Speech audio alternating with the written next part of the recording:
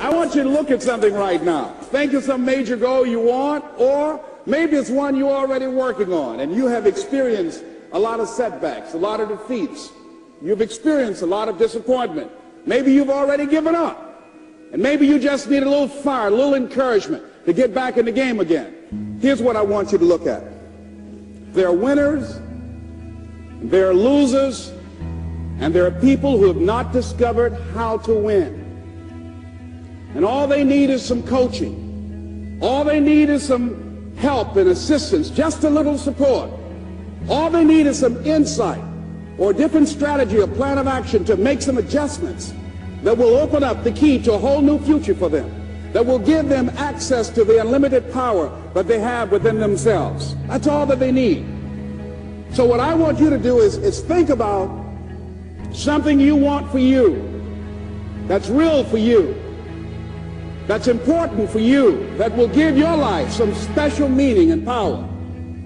And I don't even want you to say, I can do that. I don't want you to assume that. See, 5 years ago when I started out in this area, I would not have been able to make the mental leap that I would be up to where I am right now. I don't want you to begin to just psych yourself out.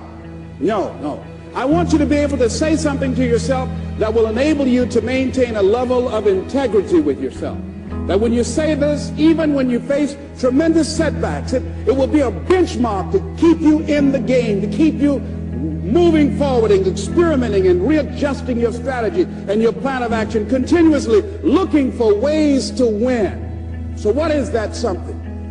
When you got an idea you want to move on, you might not have the money, you might not have the education, you might not have the support or the resources you need.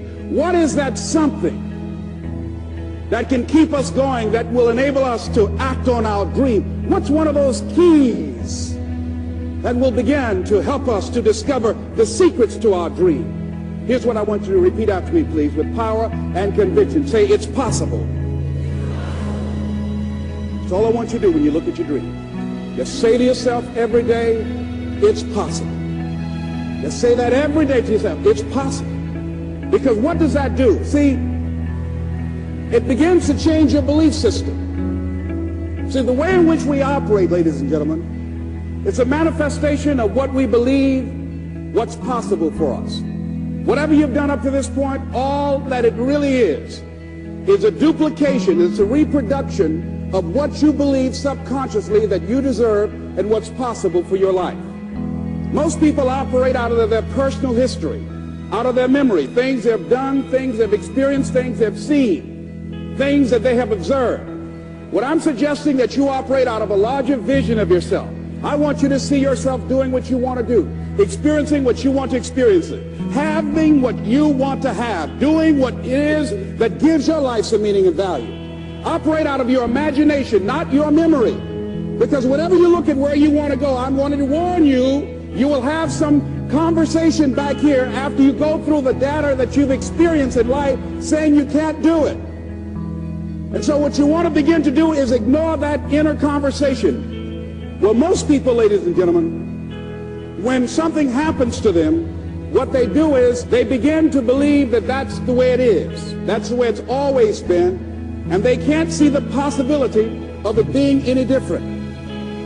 Example, before April 1954, the common belief, the universal belief, because it had been tried again and again and again and people had failed, the belief was that man was not physically capable of breaking the 4-minute barrier, that he could not run a mile in less than 4 minutes. That was the belief on the planet. It had never been done. But here's what happened, ladies and gentlemen. Roger Bannister came along, and he broke the 4-minute barrier. Now here's what's significant about that. Since that time, up to this day, over 20,000 people have done it, including high school kids. What changed? 20,000 people. What changed? Here's what happened when they got on the track. They knew it had been done. And because they knew it had been done, there was a new belief about this barrier. about this goal that was unreachable. And those 20,000 people got in a race believing, knowing in their heart that someone had done it, that it's possible, that they could do it. And I'm saying that if you know anybody that had some goal, some dream, something they wanted to do, and they did it, then I'm saying that you know in your heart that if someone has done it, then you can do it. It's possible. And that if someone can make their dream become a reality, that it's possible that you can make your dream become reality. And so as you begin to look at where you want to go, beginning to embrace that, it's possible. I'm blessed and highly favored. I've got a lot going for me. I got some good stuff in me. And it's possible that I can bring my greatness out here in the universe.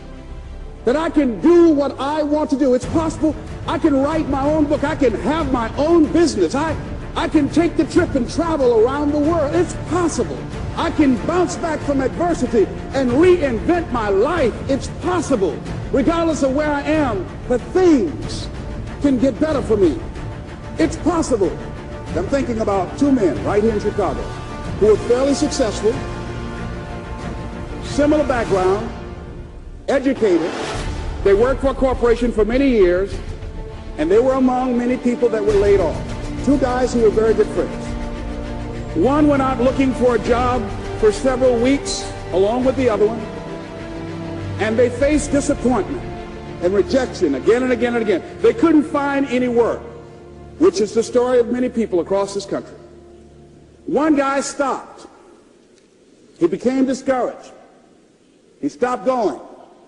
He stayed home looking at television, became very argumentative and toxic with his wife, drinking beer, getting on the phone, talking to his other negative, unemployed friends. And he just gave up. The other guy kept looking for a job everywhere he could go. Every time he could get an opportunity, kept asking people, networking, checking the newspapers every day. Kept going everywhere he could, trying to find a job. You have too much education. You're overqualified. You won't be here long enough. He kept going. He kept going. He went to a place and said, look here, I tell you what, if you can't hire me, and I know you can use my talents, abilities, and skills, I don't want to sit home and do nothing. Just let me do some volunteer work. You don't have to give me anything, all right? I just want to work. I want to be busy. Guy said, okay, it's on you now, but don't expect me to give you anything. It's okay. This guy came in and worked. He was the first one there. The last one to leave was the best employee there. About 4 weeks later, one of the top managers quit. They were looking for a replacement. Guess who they selected? This other guy. This guy who was volunteering his time. He got the job. What was the difference between the two men? Eyesight and mindsight. Eyesight is judging on what you see, judging according to appearances. But mindsight is how you interpret what you see. One guy said, it's not possible, it's over, I'm finished. I can't do it. I can't make it. He surrendered. I've faced rejection again and again. I'm not going anymore. There are no jobs out there. But this other guy, he felt that in spite of the no's and rejections, in spite of how bad the economy is, in spite of what the newspapers are saying, that it's possible that somebody somewhere will give me a job. He just kept going, thinking it was possible. And guess what, ladies and gentlemen? That's what we have to do with our dreams.